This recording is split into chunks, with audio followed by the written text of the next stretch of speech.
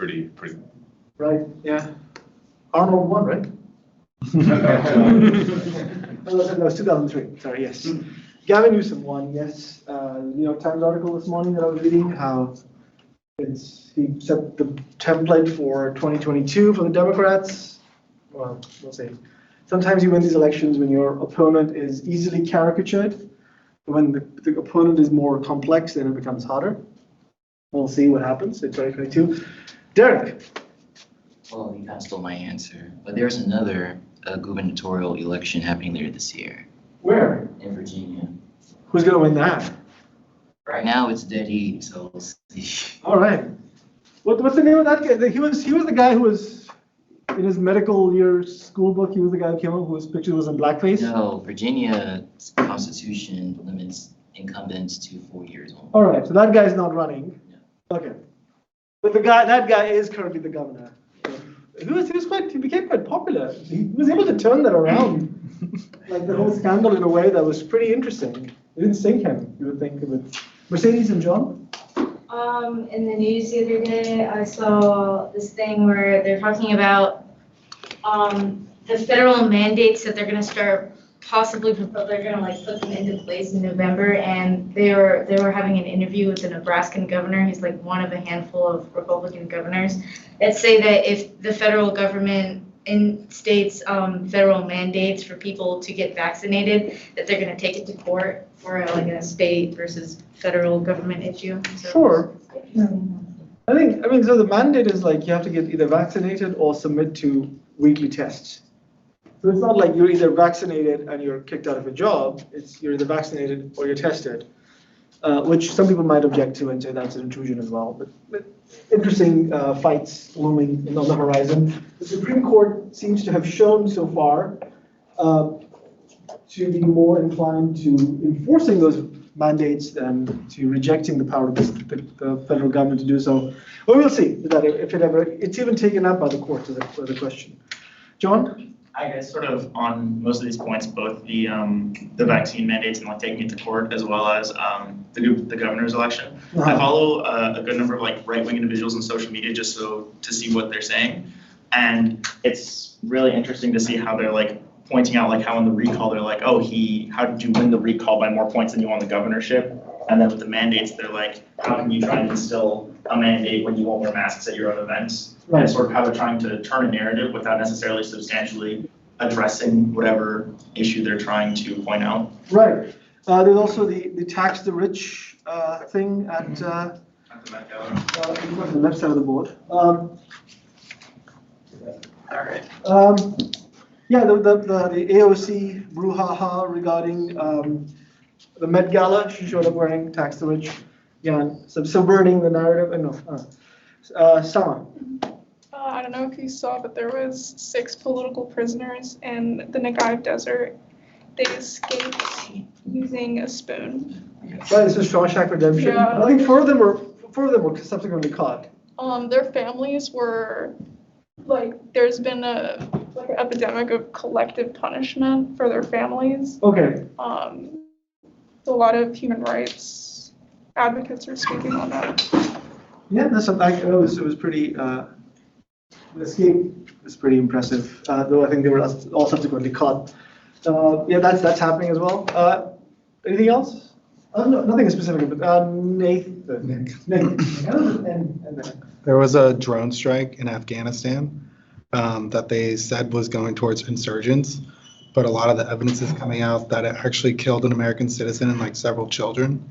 And the Biden administration is like completely. The last drone strike? Yeah, I think it was earlier this week or earlier last week. Last week, it was. Yeah. He was looking for the U.S. Yeah, he and I think a kid as young as 2 years old was killed. And as the father of a like almost 2-year-old, like that I was just like, it hits you in a way that like if it remains abstract, then it doesn't really concern you. But when you can give some kind of shape to it, which we will come to in a moment, it becomes very sort of interesting is the wrong word. It's a very weak word. It becomes devastating just to see that. But all right, I think I've given everybody enough time online to show up who was going to show up. All right, so bureaucratic announcements. 2. The first, who came up to me last time?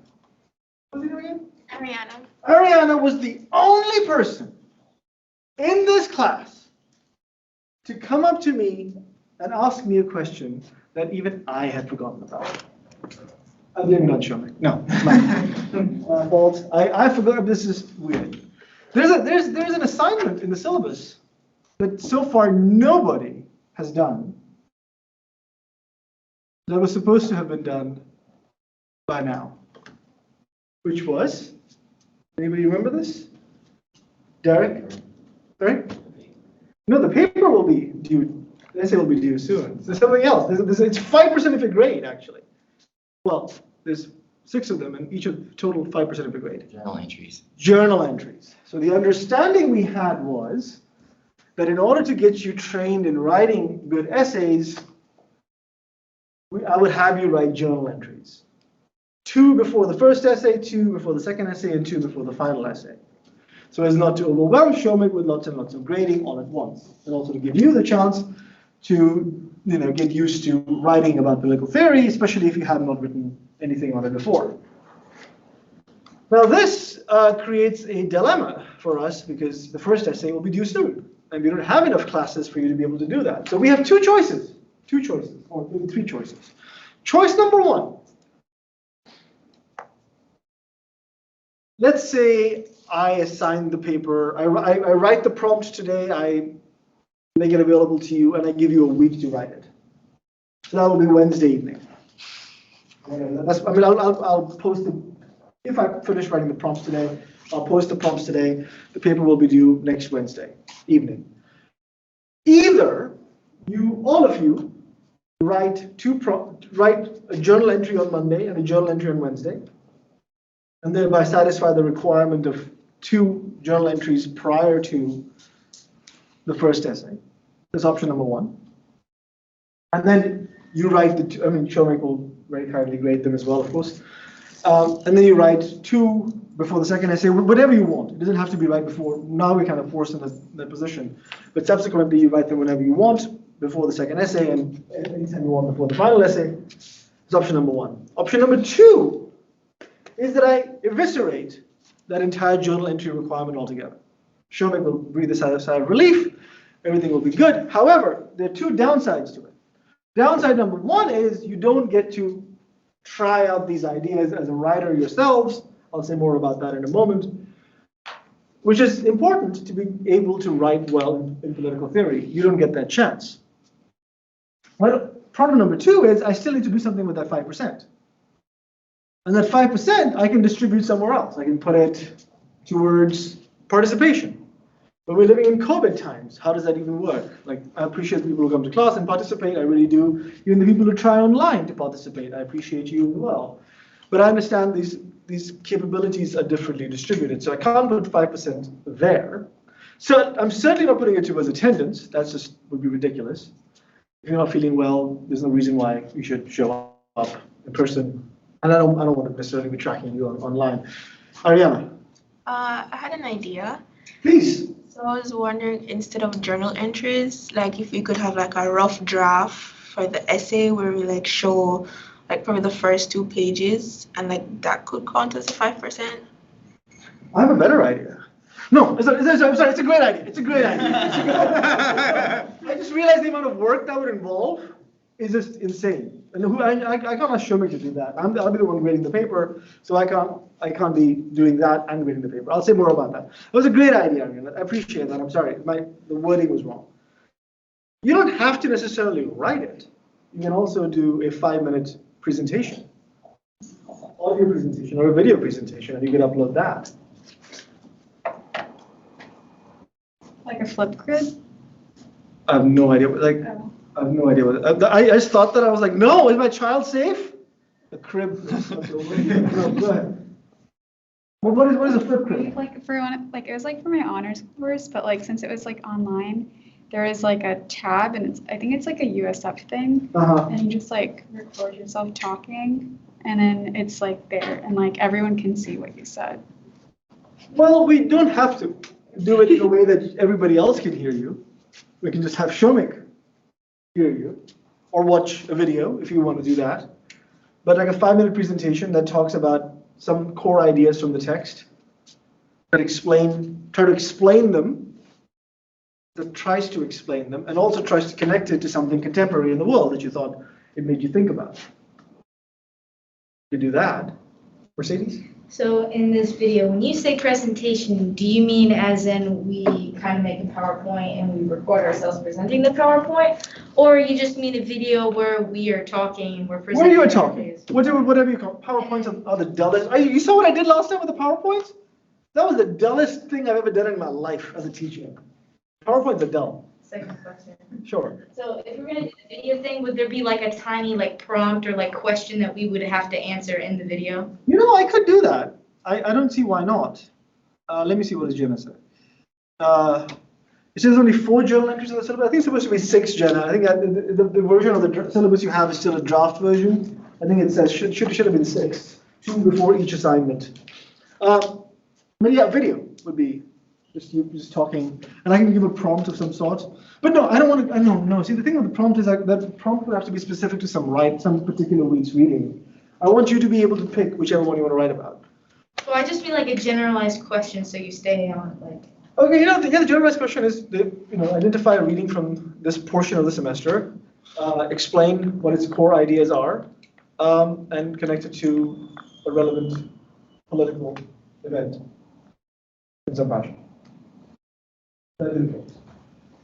Anything more than that would be too involved.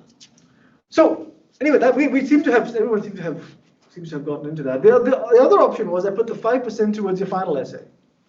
So right now it's 30%, 30%, 30% for the 3 essays. I make the final essay 35%. Add some weight and importance to that over and above.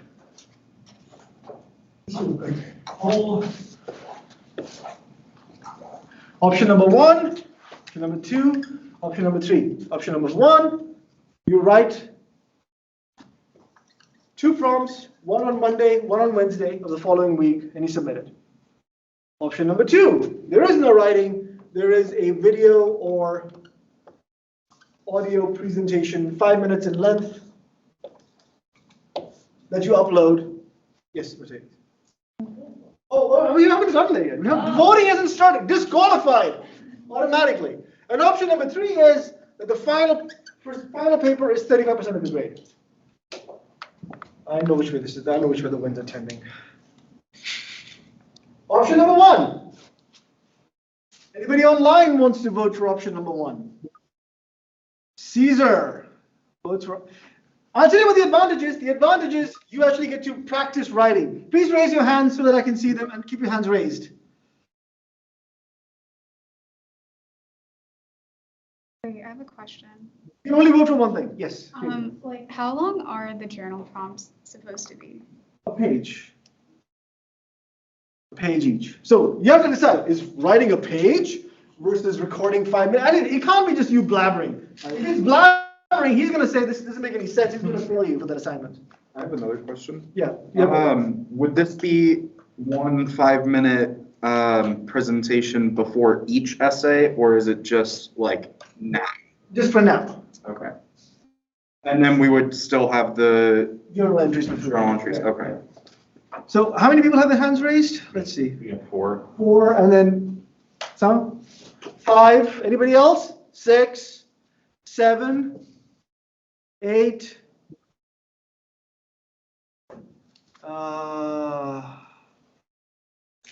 The journal, we're at 8 right now. Journal entries will be due on this coming Monday and this coming Wednesday. Okay, we got 8 people. Should I close the voting? Oh, 9 people now. 1, 2, 3, 4, 5, 6, 7, 8, 9. How many people here? 10, 11, 12. Oh, I did not realize this was going to happen. Shobek, I'm so sorry. It's going to turn out quick. Okay, everybody online who's raised their hands, put your hands down.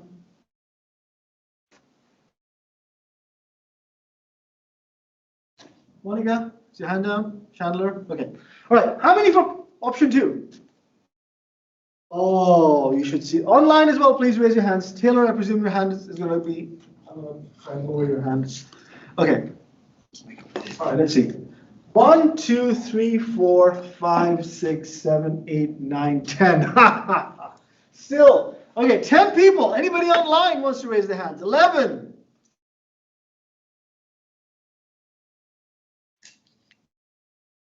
11. Christopher, if so, raise your hand. 12, I guess. Uh-oh.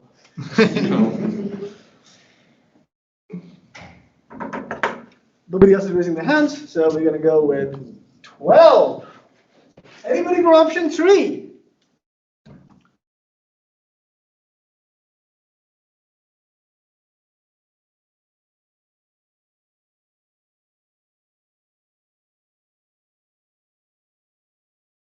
Option 3, please raise your hands online.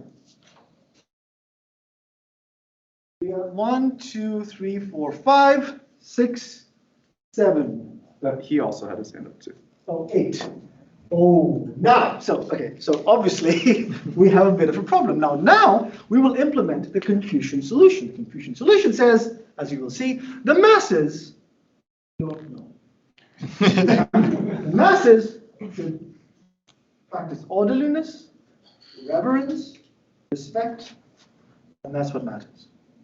The gentleman, one who has, through self-learning, self-cultivation, and training, has figured out the virtues of altruism, politeness, and wisdom, that person will choose what the best option is. Shumik, please tell us. I like 3. Of course, of course you like. You're not showing much Confucian virtue there, dude. The masses don't know, so the one with the least votes must be the right answer. Yeah. That's it. You do a runoff election. Or we could do ranked-based voting. I mean, Three seems to have disappeared from the list. So now, if you're going to do a rank-based order, let's do, okay, between option, now option 3 is gone. We only have option 1 and option 2. How many for option 1? Please raise your hands again. Another quick question. When does the essay due again? We'll talk about that. Okay. But I think they'll be close. They will be close to each other. I mean, there's no denying that. Option number 1 in this room as well. Okay, 1, 2, 3, 4, 5, 6, 7. Can you count? Can we count any other? Online? I'll count here. 1, 2, 3, 4, 5. 5 people for option 1 and 1, 2, 3, 4, 5, 6, 7, 8, 9, 10, 15, 11. 16. Wait, I have a question. Yeah. So if we do the video presentation thingy, when would that be due? Would that be due like Monday and Wednesday as well? So is it 2 video presentations? Yes. Oh, okay. I raised my hand for Monday. I remember for Monday and Wednesday. Changing my vote. If it's 2 5-minute presentations. Oh, no one voted for 3. And how many for option 2 then? Online. Please put people who voted for option 1 online, put your hands down. People for option 2 online, please raise your hands. And in the room there are 1, 2, 3, 4, 5, 6. Some people are not voting. I changed my vote. Yes, Mara. So when we have the third option, then we wouldn't have the assignment, we don't continue during the assignment. Yeah, we dropped the whole, yeah. Not the whole semester, it's only for the first week. No, sorry. For the whole semester, There's Yeah. 32 people. Okay. Why are we But voting? for I should have voted for 3. For these 2. For these 2 entries, yeah. This is getting messed up. Can we bring 3 back? Yeah. Popular demand. See, this is disorderliness. This is what happens when the mandate from heaven is questioned. Right, this is what happens without ranked-based voting. Otherwise, Ranked-based voting assumes virtue amongst those who are voting, the ability to Not to choose mention well. there were 2 videos. yeah, I thought it was just one You video. forgot to mention there were 2 videos. Yeah. What? I'm going to deny Shomik the chance to learn for 10 minutes from each person? Absolutely not.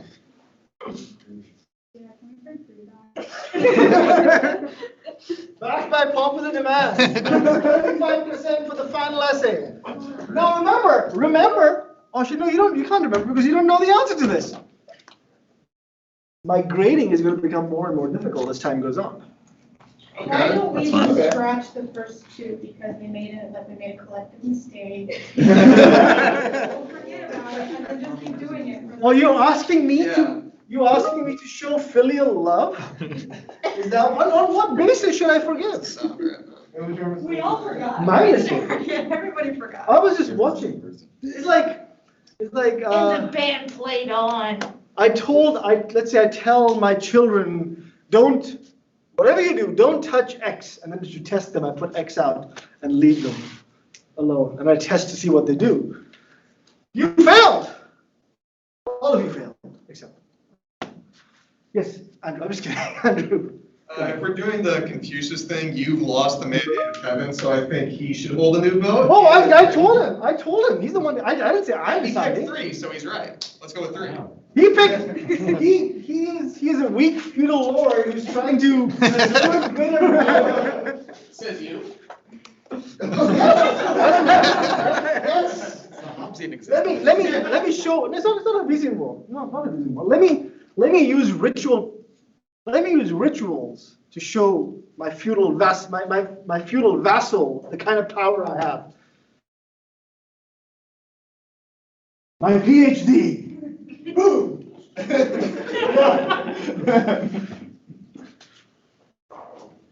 the way, all of this stuff is part of what I was going to talk about today. How rituals are, how they operate, what they're supposed to do, and why they're important. Okay, so my thinking is, if Shomik is okay with it, I think you should all try to write something. You all try to actually write something out, see how it feels. It'll be good exercise. It'll get, I think someone was saying in my other class that writing an essay is one of the hardest things is to get started writing an essay. And for this class, if you've not written anything at all, then your first thing is your first essay, then it's harder to do. It's harder to get started. So based on my experience, my suggestion would be for this. And if you do this, then I think I'll be happy to see this. I'll get to know you better. I don't get to know any of you online, and I don't get to really see you guys very much either. So I'll learn something from that. And this thing will be fine. This is what I used to do in the past anyway. In the past, it used to be 25% each for the first 2 essays, 35% for the last essay, and then 10% attendance, 10% participation. I think something like that. So it works out fine. It's not a problem. But my recommendation would be this. But I can ask you, I can't decide which way to go, because voting clearly is not the way to go, because people are split. There's no decision here. Someone has decided to tell us what to do. William says, I like that old grading scale.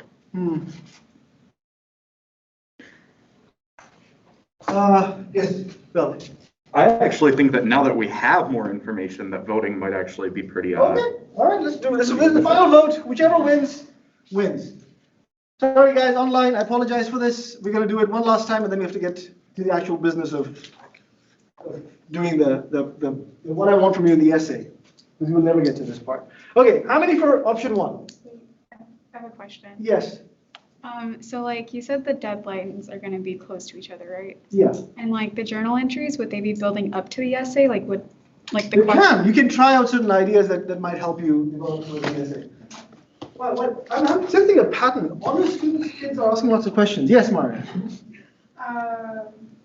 Will we have a function we write the journal entry? Maybe. Sure. Yeah, sure. I don't see why not. Because I don't think that the first option will help with the essay if there's 3 completely different topics that you're writing about. No, I don't think so. I think the sheer act of writing about the stuff will help you. Because the prompts could include stuff from Antigone, Aristotle, and Confucius. So whatever the prompt is, I don't want you to write about the prompt. I want you to write about the text. Explain to me the text, some part of the text, and explain to me what you draw from it. Would like you to explain. And how it connects to the world. The prompt is something else. The prompt will pull a different direction. Yes? So the purpose of these is not to get feedback, it's just to do the writing? and get yourself started. Yeah, get your. Okay, because the deadlines were so close, I was confused as to whether a grade. Yeah. Okay. Okay, Valley. Well, final. We're gonna start voting. Yeah. Let's start voting. Let's move on. Yes. Well, I was just gonna say, that being said, would we be able to bring a rough draft to Shomik just to ask for his opinion? No. No? Okay. This is a busy man. Okay, option 1. Once again. 1, 2, 3, 4, 5, 6, 7, 8, 9, 10, 11. And 6 online. 11 and 6, so 17 for option 1. People online who voted for option 1, please put your hands down.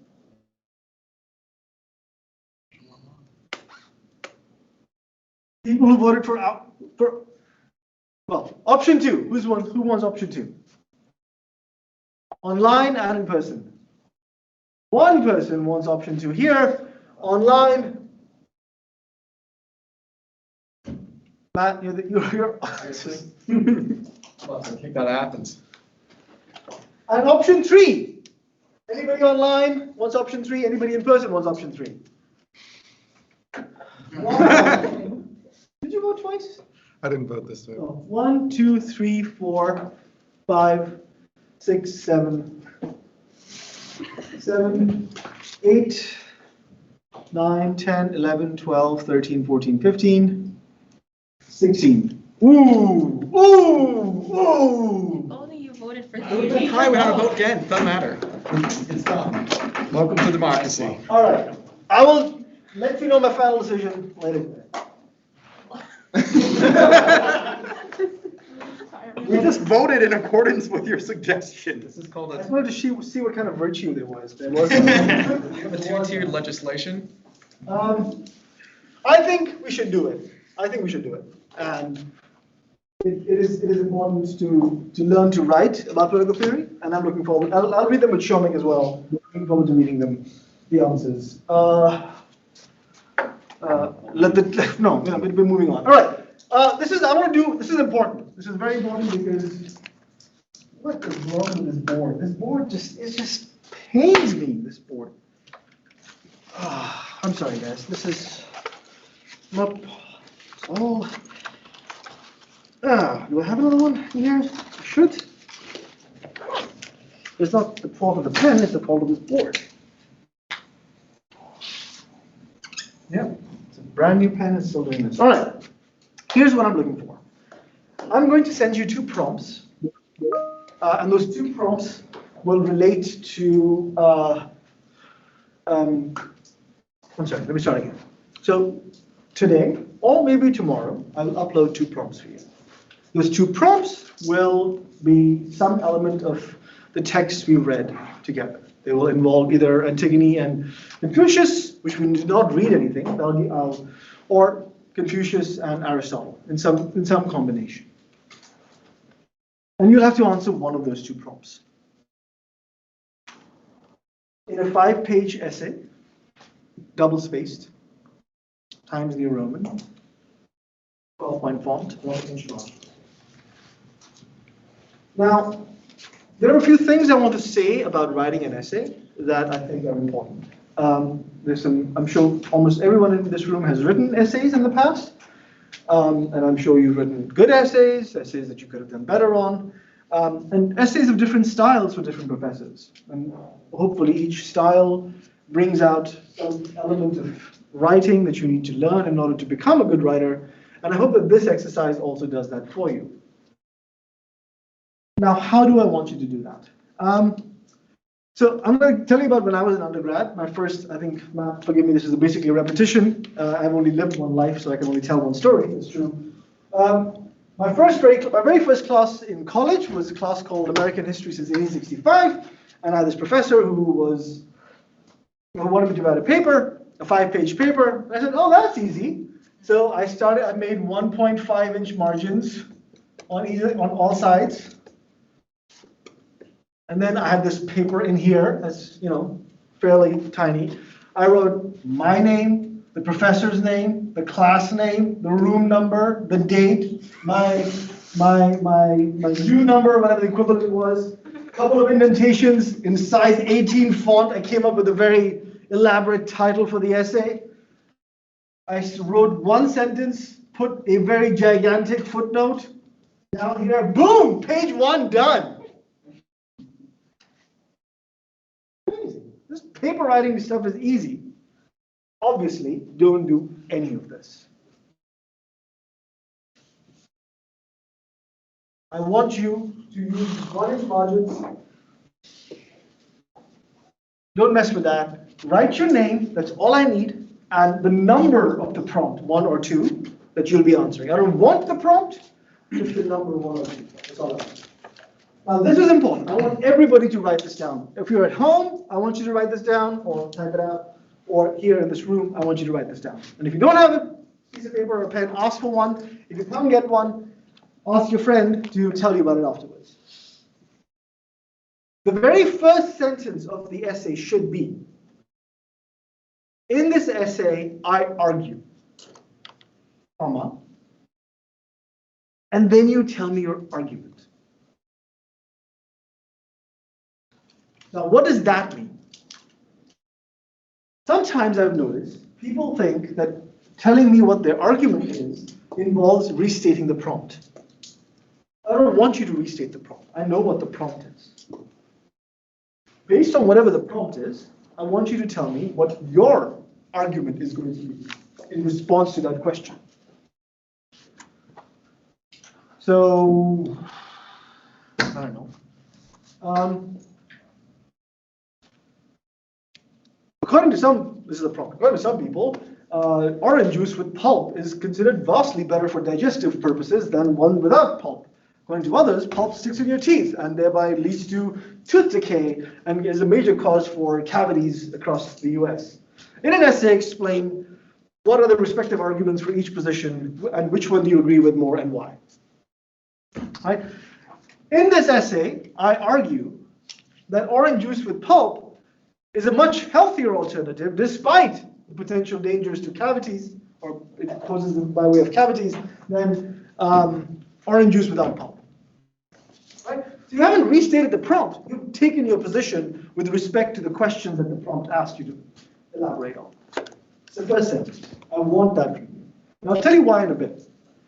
The second sentence, or maybe even the third sentence, will tell me which resources you will use to make that argument.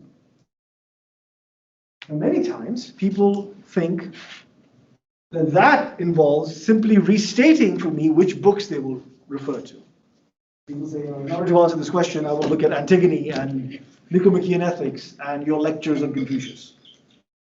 Of course, I know you will use that because that's all that I want you to use. I'm going to say more about that in a moment. I don't want you to use any external sources, just the ones that we have talked about in this class.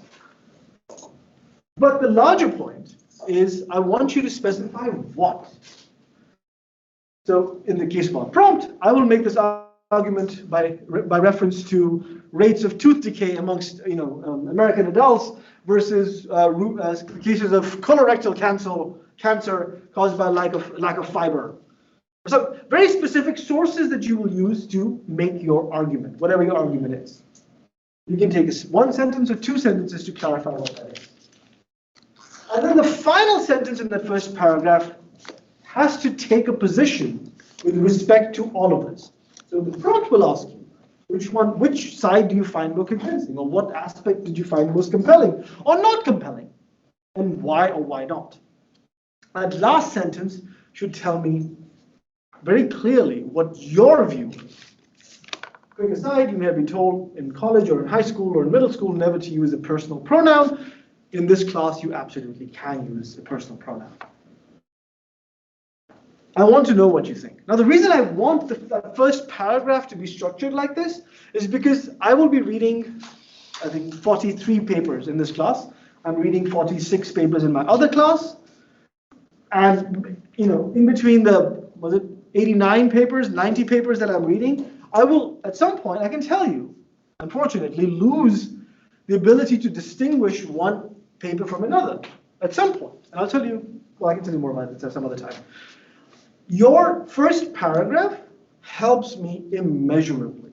Because later on, when I'm tired and I'm reading a paper, I'm like, I like what I'm reading, but I don't know why I'm reading this right now. What is this argument, what is this whole digression into something doing for the author, I can go back to the first page and I can say, oh, so this was their argument, and this is how they said they were going to make it.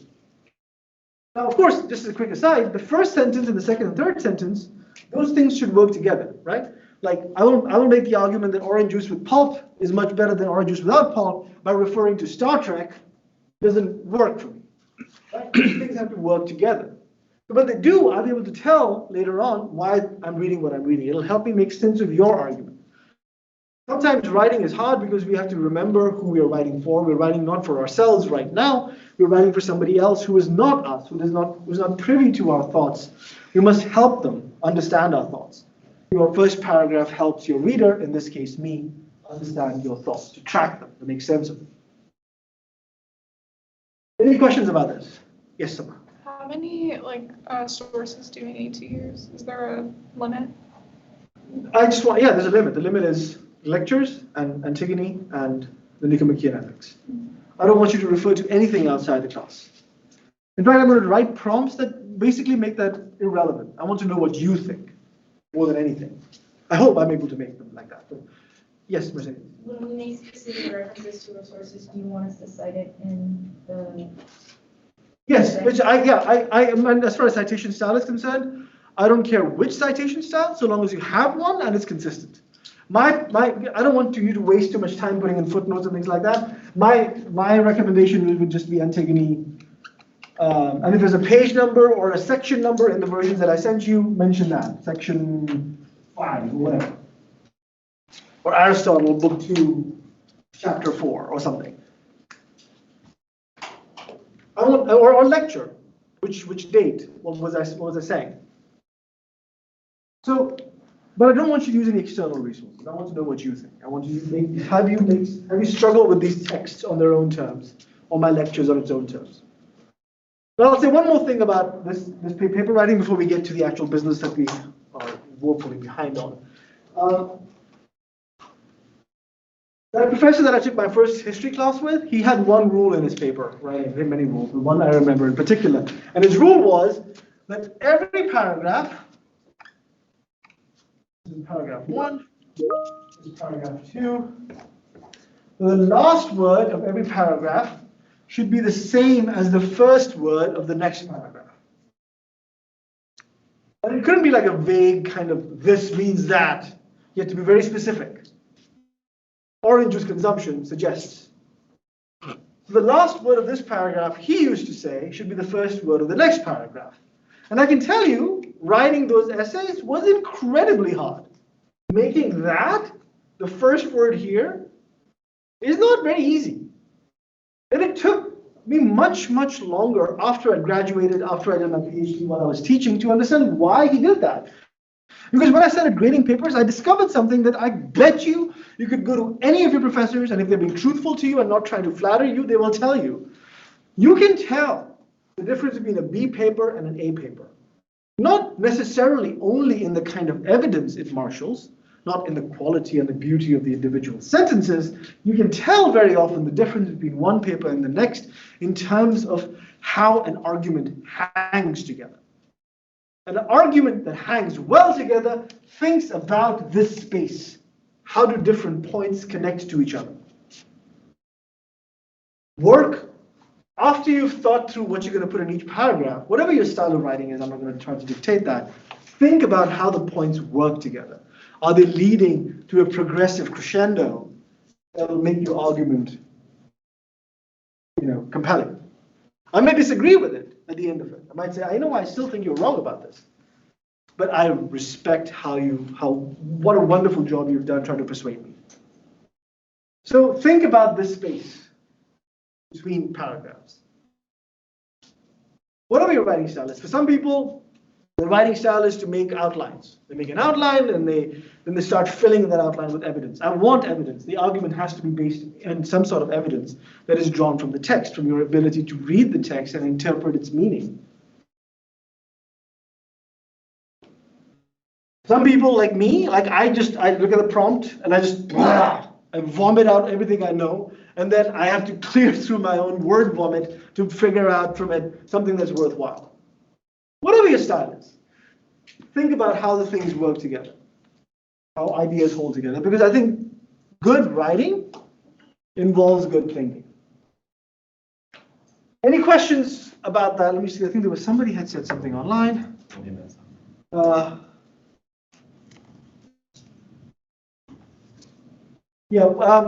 William asked the question, William Thomas, so none of the journal entries will be graded. They will be graded on a pass-fail basis. There's not much involved there. But it's taking us back in time. Any questions on this one? About not the journal, well, not the journal entries, hopefully, but the paper. Much more significant. Yes, Mari. Did you say the third sentence, what it's supposed to include?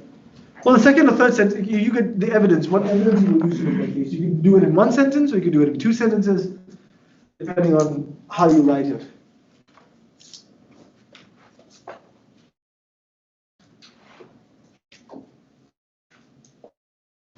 In terms of your grading style for like length of paragraphs, do you prefer paragraphs to be like roughly 5 sentences each, or does it more matter on the? Like, don't Henry James me. Henry James wrote like sentences that were 3 pages long, paragraphs that were 70 pages long. Don't do that. Other than that, I have distinct thoughts that you develop and you reach a conclusion on. Sama?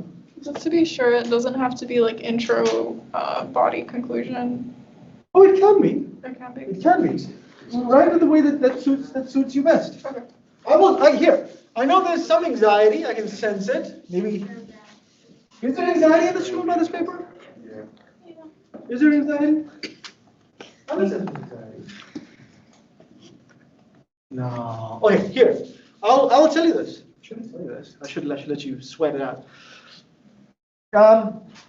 Because of the coronavirus and all the other stuff that's going on, I experimented one time, or a couple of times, with having just multiple choice exams. And I discovered something that made me really mad. And what I discovered was that the darn statisticians are right. Because when the grade breakdown occurred, and this was A's, and this was F, genuinely, this was the distribution of the grade. Which was, I was like, wow, it tells you how much work people do. Or how test takers respond to tests, multiple choice tests, whatever. I don't know what, at some level this is measuring. Because when I grade papers, not midterm exams, not multiple choice exams, but actual essays, this is typically what it ends up being. And maybe there's like a few here who didn't turn the paper in for whatever reason.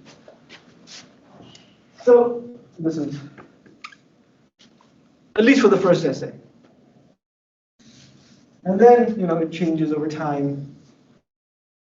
And then it changes more over time. Well, there's still some A's. So don't be worried. I'm not inclined to fail people. I don't want to fail people. I want to help you become better writers. And I want you to be passionate about the stuff. And so don't go into it worried about it. Any questions? Oh. Yeah. So you're very specific with like the intro paragraph. What about the conclusion? Do you have anything specific with the conclusion? Restate your intro. Okay. Not word for word, but like. Have a bibliography.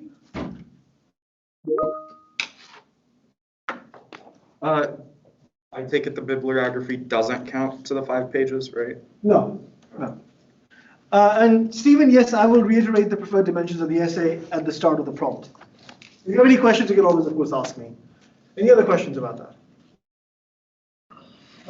Let's see if we can finish the entirety of Confucian political thought in the next 30 minutes. We can. Maybe not. Let's see how much we can. Let's see how far we can get. All right. Any questions at all about anything? Yes, Mara. We have class on the day the essay too? If I submit it today, if I post the prompt today, then they'll be due on Wednesday. Then yes, you will have class the day the prompt is due. But most likely, like I'll give you a full week. So to be honest with you, I'll be able to post the prompt only tomorrow. I won't be able to do it today, most likely. So you'll have a week from tomorrow until Thursday. Is that a problem? No? I hope not. If there is, please come and talk to me. I'm available. I'm happy to help in in whichever way I can. All right. Okay. So we're finally done with this. That's amazing. Fantastic. Let's start very quickly. I'm going to run through a quick recap, and then we're going to get into the business of what I wanted to talk about today. Last time, I said that there is the impulse that we may have if we read Confucius, and I read you some passages. I can ask Shomek to set up the rest of the PowerPoint in a moment, which you didn't get through very far. There's the temptation to read Confucius in an Orientalist style, as some kind of Chinese master who is giving us aphorisms that we somehow need to interpret in some deep way in order to become better human beings. I'm not saying that that's not the case, that's not a way of interpreting and reading him, but I was interested in this third strategy, the third strategy that we saw from before, that said, let's try and understand people as asking the same questions as we are asking, but giving very different answers to the problems that we have answered, and relying on different resources. If that is the case, then the problem that the Confucians, we can say, were trying to answer is a problem that we, in our own history, have subsequently tried to answer, which is the problem of political order, which, as I said last time, Bernard Williams said is the first political problem. You want to have any kind of society take off from the ground up, you first need to answer some basic questions about why people should trust each other, why they should cooperate, who sets the rules, how are those rules decided. And the Confucians, or Confucius himself certainly, but also Mencius and this other guy, and his name I will absolutely not even try to pronounce, so I'll just say this. Can you pronounce this? Does anyone know this?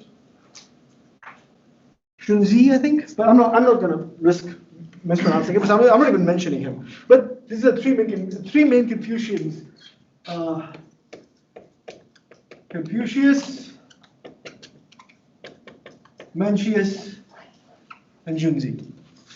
These guys are trying to answer the same kind of problem. They're living at the end of the collapse of the Zhao Empire that was built on a feudal system of patronage and lineage, which claimed authority, legitimate authority, because a lady of the lake had thrown figuratively a sword at their main guy, but they had a mandate from heaven. But once that system collapses and everybody claims to have political power, suddenly no one person has that rightful claim to political power. And society now is in tumult. There is no center anymore. People don't know how to cooperate with each other. And it is in this world that the Confucians are trying to enter. Now, one way in which people have interpreted the Confucius himself, but also Mencius and Junzi, is to say that they were arguing that in order to create a better society, a society in which nobody is following any general rules, the solution is for individuals to be virtuous, to learn how to practice virtue. Right? You can imagine this in the sense of, I guess, let's go back to the Hunger Games. I apologize to anyone whose feelings were hurt when I dissed that horrible, horrific movie called The Hunger Games. That entire genre that is a travesty of literature. I apologize. But imagine in the Hunger Games, right? Everybody is now, whatever, in the battlefield, and everyone says, you know what? I believe harming human beings is wrong, but I choose not to do this. I instead will conduct myself well. I will conduct myself as Katniss would want to conduct herself. In fact, she does. Yes, Mercedes. Is disorder in this context the same as anarchy, or are those separate concepts? There is no perfect anarchy. We're going to talk about this in a moment, about filial love. And yeah, there is no such thing as perfect anarchy. There's always some, politically, realistically speaking, there are bands of people who are still banded together in some fashion. But the general case of anarchy is that no one person or no one authority is in charge. So the word anarchy is, did we talk about this in this class? I feel like I talked about it in my other class. This part of the word comes from the Greek word arche, which means principle. There is no principle. There's no one principle that everybody can adhere to. But one possible answer to the question of anarchy is that there is still a principle. That principle is virtue. If people act virtuously, if everybody acted like Katniss Evergreen? Everdeen. Everdeen. I knew something ever something. If everybody acted according to Katniss Everdeen's sort of philosophy, then what seems like a disordered state where everybody is following their own self-interest, the people will be able to come together and organize themselves in a helpful way. That does not lead to mass killing. Now the Confucians, as it turned out, believed that that was unnatural. That human beings can't do that. Between these three guys, they had different views on human nature. This guy probably had the most positive view. Confucius was neutral, and this one had a negative view, that human beings are bad, Junzi said. He said human beings can be good. He was, human beings are just usually bad. Though they can be made to become better. But more generally speaking, their argument was that virtue, or we can imagine virtue being an argument against disorder. If everybody acts according to the mean, if everybody follows the right path, the middle path, then disorder will not destroy society. And in this sense, there is the temptation to read Confucian and Confucius as a kind of Aristotelian. Now we saw with Aristotle that if you act virtuously, if you hit upon the mean, then you will do the right thing in the right way for the right reasons at the right time. And those right things in the right way and the right person and the right reasons, etc., are decided by the society around you. And you will harmonize yourself with everybody around you.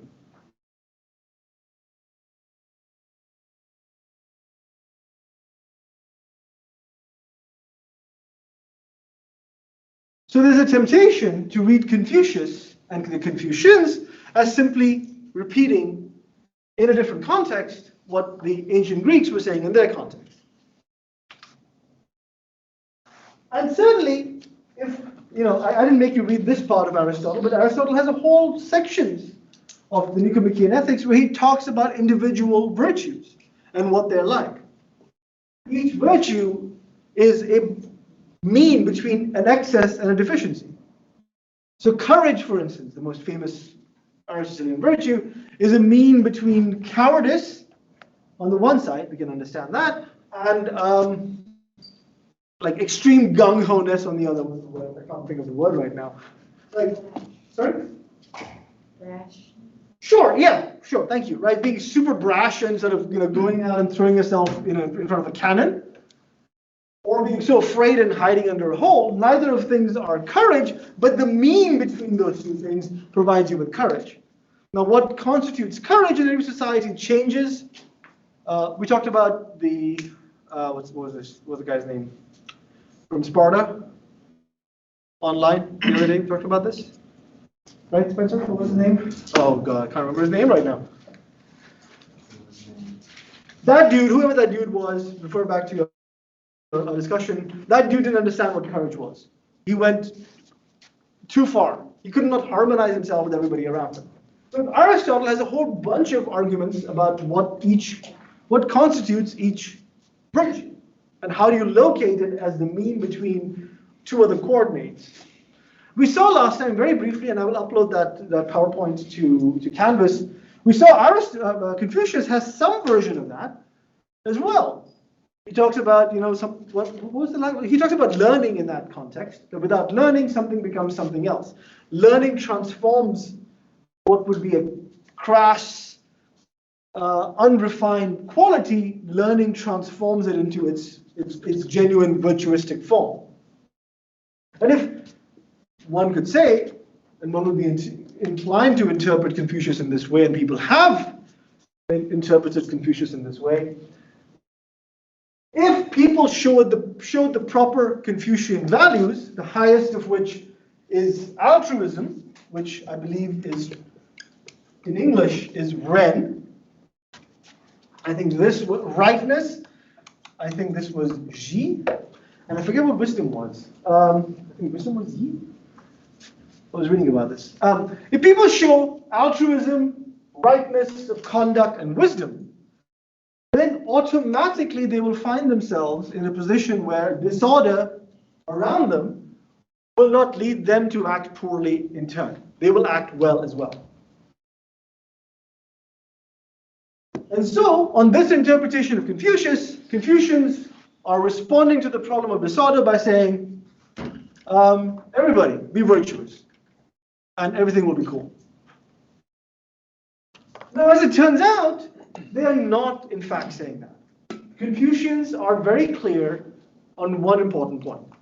This is somewhere, I think, where you, and I want to challenge you to think about this, you will have to decide what you think.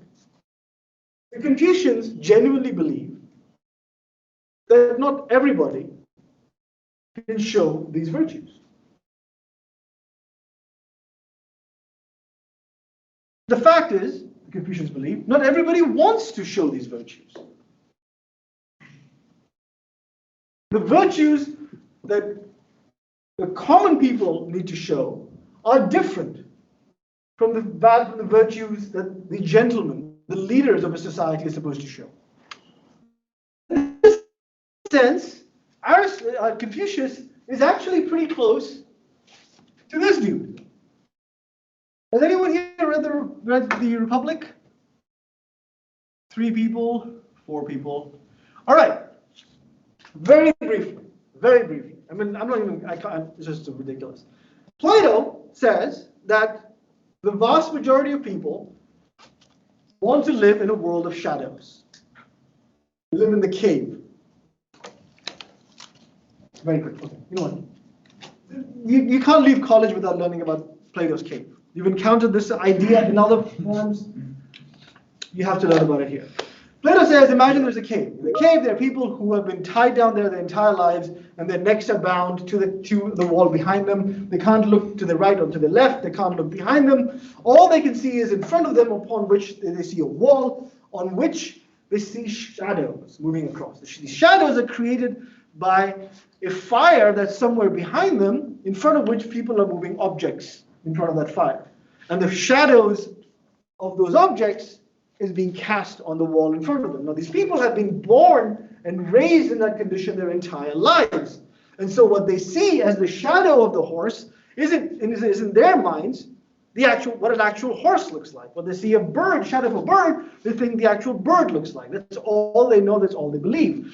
One day, for reasons that are inexplicable, someone's chains break off. And this person gets up and has a hard time getting up, and because they've never used their muscles before, and they slowly straighten themselves up, and they look around them, and they see lined rows after rows after rows of people chained to the wall. And they see a fire behind them, and they see a light somewhere else behind them. And they are drawn inexplicably, irresistibly towards that light. But the way up out of the cave is through a very steep ladder, and this person has to work really hard to walk up the ladder. And they finally emerge into the sunlight. They are blinded by it. But they finally realize that what they had been seeing their entire life was just a shadow. That the real horse is far superior to the shadow of a horse. The real bird is indescribably more beautiful than the shadow of a bird. Now, this person, if it was to go back down into the cave and says to everybody, hey, everybody, look, you all are living a lie, the real thing is outside, what would happen to this person? Any guesses? They'd get laughed at. Oh, that'll be a good outcome. They'd be killed for shattering their world. They will be killed. Why? Because the vast majority of people don't want their illusions to be broken. They don't want their illusions to be shattered.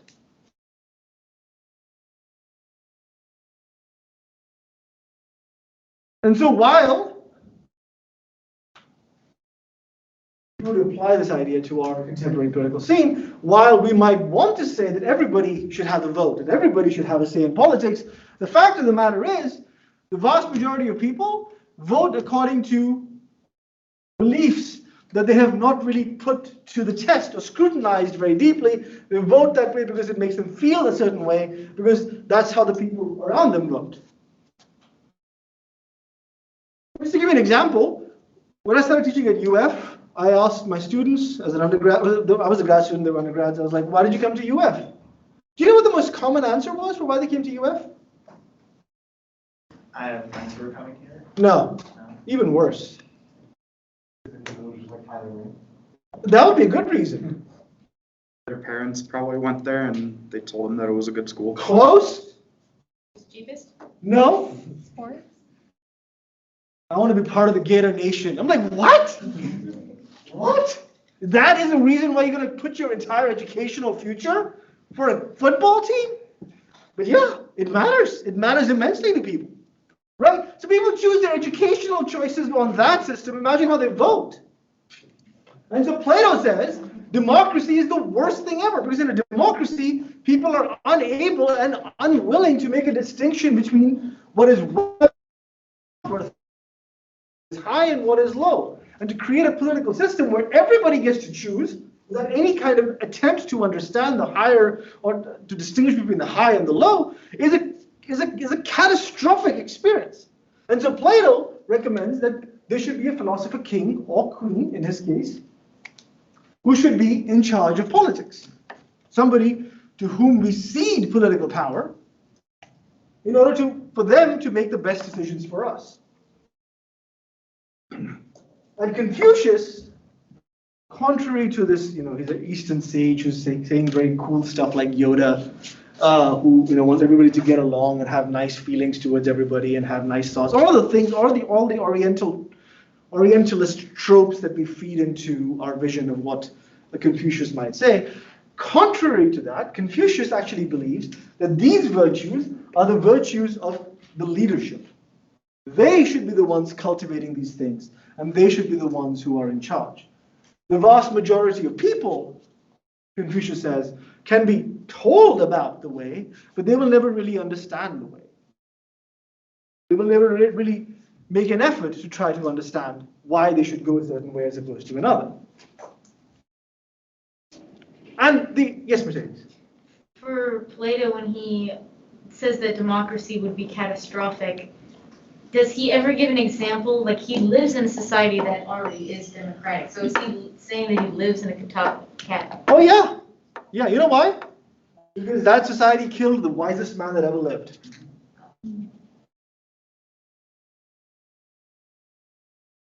Socrates. Yeah, this is the most catastrophic society. It can't distinguish between what's good for it, what's bad for it. And the more important part, though, is that it can't do that because the vast majority of people, while their souls can potentially be as receptive to knowledge as that person who breaks out of the cave and sort of works his way out. By the way, the working his way out part is he educates himself. While they can be as potentially as transformed by education as the person becomes a philosopher king, the vast majority choose not to. And I think you have to ask yourself this question. Well, let me reframe this. Give me 1 second.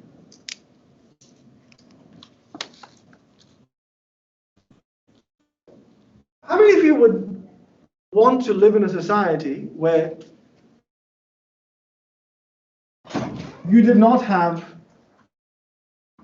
or not you, because everyone wants for themselves at one political power, where the people who did not make an effort to educate themselves about politics had no political power?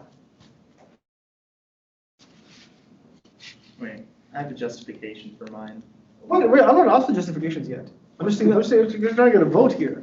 I did have a question. Of course you have a question, yes. How do you define like knowledge of politics? You know what, I'll go easy. Take the citizenship exam that every immigrant in this country needs to take in order to become a citizen. If you can pass that exam, you get to vote. How many people? That's a little bit more difficult. Oh, really? How many branches of The government? exam has a very racially biased path. Sure. Let's clear it up. I think the current version is, I think, fairly, I agree with you, the past was pretty, the past was pretty racist with respect to voting in the South. Like, they had the most ridiculous, literacy tests in the South, the tests that you and I could not actually pass. They were based entirely on whether the person who was taking the test deemed us to be white or not. But no, let's leave that aside. Let's have a fair test. How many people think that people should be forced to pass that test before they're allowed to vote? Can I say something? No. I'm thinking right now. 1, 2, 3, 4, 5, 6. Is that a hand? 7, 8, 9, 10, 11. How many people online? Only 1. 12 people say yes. So it's 14? All right, 14 people say. And how many people say no? It's one person, one vote, regardless of who you are. You have to have the right to vote. 1, 2, 3, 4, 5, 6. I changed my mind, actually. 7, 9. All right, we'll have to rely on the 7 people here. Why? Andrew? Because, you live in society. These policies affect you regardless. You should have a say in how, your society is run. I feel like that's a basic right you deserve to have, whether you can pass some kind of arbitrary citizenship test. It's not arbitrary. Is it? Because it's like you can have political opinions about the economy or something, and I don't know, maybe you're really stupid on certain things, but, maybe you don't know 3 branches of the government, but you live in this country, it affects you. So if you were, let's say you're born here, you lived here your entire life, and you don't know there's 3 branches of the government. But somehow, you still have a say in how your country is ran. John has his reasons. He wants to respond to you. Yeah, but isn't that then just if we were to institute, let's say, this arbitrary citizenship test to have to be able to vote, then it would be the fault of the education system that the United States has. Like, you also have to bring in a reformed education that allows for people to pass this upon graduating high school and reaching 18, and then there's really no reason why you wouldn't be able to pass it unless you were actively avoiding it or excluding yourself from that aspect. Sure, but it's also not like just because, let's say, you're uneducated, that somehow you're not virtuous in well, that sense. The claim isn't that you're not virtuous, but it's more a matter of... you are saying that you're actively avoiding it. Andrew, one at a time. I love this. Love it. One at a time. I'm saying that actively avoiding participation and actively denying yourself sort of the right, you're opting out of it. You're opting out of a right effectively if you're basically saying, I'm not going to learn about the system, I'm not going to learn about how it impacts me, I'm not going to learn about these levels of government and why they're important. But you still deserve that right. They don't have to. You still have the right because you can still take the test at a later time. Still retain the right. Okay, John, shut. We have a civil conversation. I love the passion. This is why classroom is amazing. Yes, ma'am, what's your name again? Taylor. I just want to say there are a lot of circumstances that aren't being considered by this test. I think we live in a country today where the problem with voting is people having, number 1, access to get to voting, and number 2, time to do these things. So we live in a country where lots of people are in time poverty, so how would they have the ability to go out of their way to take these tests when they don't even have the time to learn about the policies they're voting on? Okay, you're absolutely right. There's a resistance in amongst certain portions of the governing class to never make, the election day a national holiday, and so people have to take time off work. It's almost always on a weekday. They almost never put it on a weekend. I don't think it ever can be on a weekend constitutionally. It has to be on a weekday to make it harder for working people to go and vote. You're absolutely right. I will ask you a different question though. How many people know about, since we mentioned it today, the recall election in California and who won it versus what Kim Kardashian wore to the Met Gala? I don't know if she wore. Yeah, I don't either. She was like all black, her face was covered. I think that was the point. She dressed up as a spirit ghost from an anime or movie or something. So then we clearly overlap between those two groups, but we've built a mass culture that feeds that. No, look. The thing is, this is what the Confucians would say, this is what Plato would say to these people. Again, it's not my position. I'm just articulating what Plato and Confucius might say. They would say, you have an overwhelming wish to see people in a good light. That they would, if given the right circumstances, given the right opportunities, devote themselves to learning. Realistically speaking, though, that even if you were to remove all impediments, the psychology that someone like Confucius is attributing to people is that most people don't care to do that. Even if given the opportunity, again, Andrew said, I think it was a slip of the tongue, but he said that does not mean that they're not virtuous. Of course they're virtuous. They have plenty of other virtues that are important. And the reason I was looking at my phone is because my notes are here. The virtues that are expected of the common people are reverence, subordination, honesty, diligence, and correctness. Now, to our small, okay, I don't know, it's going to sound like I'm talking about the GOP. It's the small r, Republican ears. The part that says freedom. The what's that snake thing? Don't tread on me. Huh? Yeah, no, what's with the flag on the guard? Gadsden flag. Yeah, Gadsden flag. That side of us would be like, what? You're expecting people to be subordinate and diligent, and that's what you want from us? The argument is yes. You know why the argument is yes? The argument is yes because it says that the large majority of people just want to live happy lives. They want to live happy, simple lives that give them an ordered existence. It doesn't demand too much of them. I've never been there, but I know about this. Has anyone been to Singapore? No? So Singapore adopted Confucian values as a system of government. I don't know if everybody there can vote now, but certainly the idea is that there's a steep meritocratic test you have to pass in order to be able to get into power. And once you do that, you create a system of laws that at one level is very strict. The one thing I remember knowing as a kid about Singapore is that chewing gum is banned in Singapore. Why is chewing gum banned in Singapore? Because people would chew, maybe, anyone been to New York City? Anyone been to Times Square? Yes? Yeah, I mean, they're very, very far apart from each other.